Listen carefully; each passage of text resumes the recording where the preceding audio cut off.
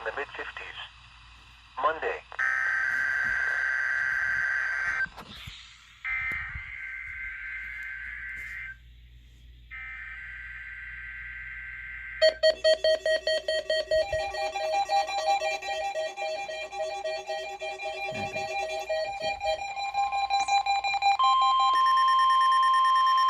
This is the National Weather Service Office in Wilmington, Ohio.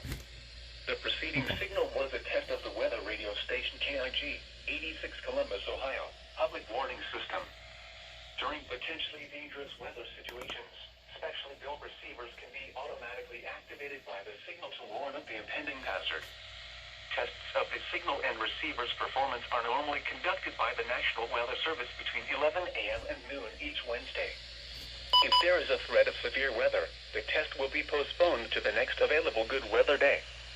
Reception of this broadcast, and especially the warning alarm tone, will vary at any given location. This variability, normally more noticeable at greater distances from the transmitter, can occur even though you are using a good quality receiver in good working order.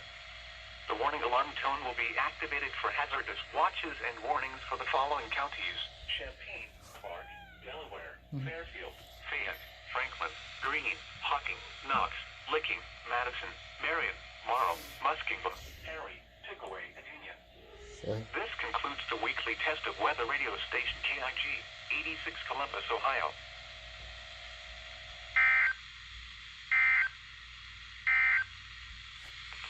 The extended forecast. Friday night, showers likely with a chance of thunderstorms in. So, starting over here, Sunday 4-10 went off. Version 5 went off.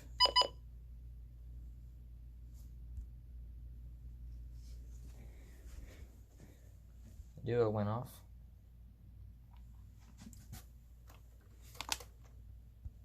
Solar Link went off.